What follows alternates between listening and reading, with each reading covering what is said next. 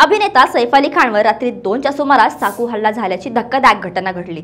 यामुळे सगळीकडे एकच खळबळ उडाली। रात्रीच्या वेळी एका अज्ञात व्यक्तीने सैफ अली खानवर चाकू हल्ला केला।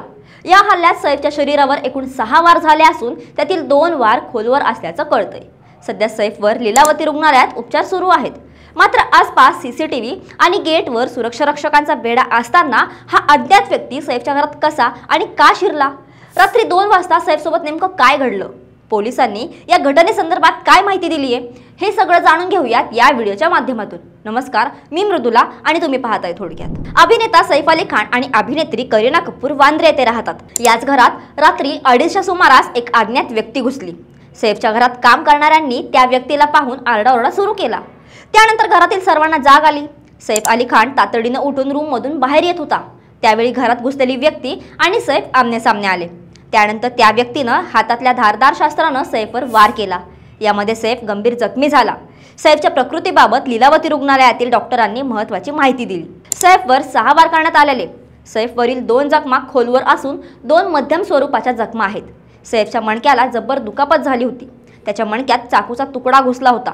तो तुकडा काढण्यासाठी आम्ही सर्जरी केली, अशी माहिती डॉक्टरांनी दिली असून सैफची प्रकृती सध्या स्थिर असल्याचं समजते।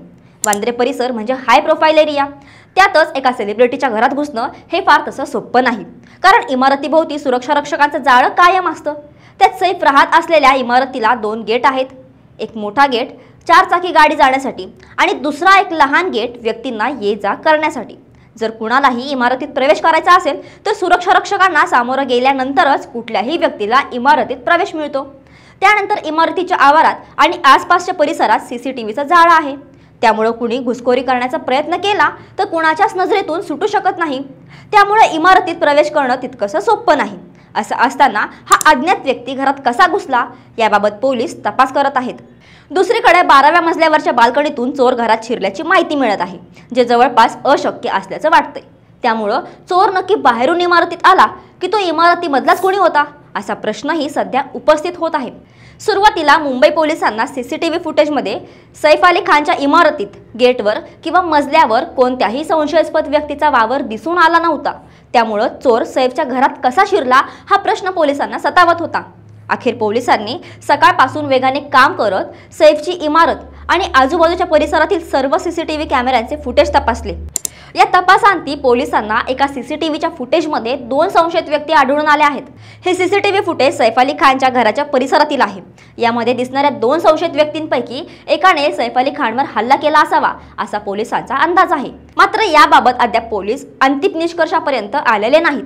परंतु तपासावेळी पोलिसांच्या हाती आणखी एक माहिती लागली आहे। त्यानुसार सैफच्या इमारतीमध्ये काम करणारा एक व्यक्ती या 2 संशयितांच्या ओळखीचा असून तो या सगळ्यात सामील असावा, असं पोलिसांचा अंदाज आहे। त्या दृष्टीने आता पोलिसांचा तपास सुरू आहे। सैफवर हल्ला करणारा चोर हा त्याच्या घरात आधीपासूनच लपून बसल्याची शंकाही पोलिसांना आहे, कारण सैफच्या घरी गेल्या 15 दिवसांपासून रिनोव्हेशनचं काम सुरू होतं। 3 व्यक्ती हे काम करत होत्या। कामानिमित्तानं घरात तोडफोड सुरू होती।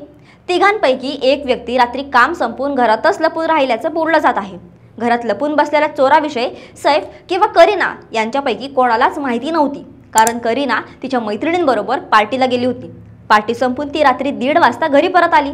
यानंतर ही घटना घडल्याचं समजतंय। तसेच डॉक्टरांनी दिलेल्या माहितीनुसार सैफची प्रकृती सध्या स्थिर आहे। त्याला कोणताही धोका नाही। डॉक्टरांची परवानगी मिळाल्यानंतर पोलीस सैफचा अधिकृत जबाब नोंदवणार आहेत। सैफच्या जबाबानंतर नेमकं काय घडलं हे स्पष्ट होईल। यावर तुम्हाला काय वाटतं आम्हाला कमेंटमध्ये नक्की सांगा आणि अशाच महत्त्वाच्या विषयांवरील माहितीपूर्ण व्हिडिओसाठी थोडक्यातला फॉलो करा।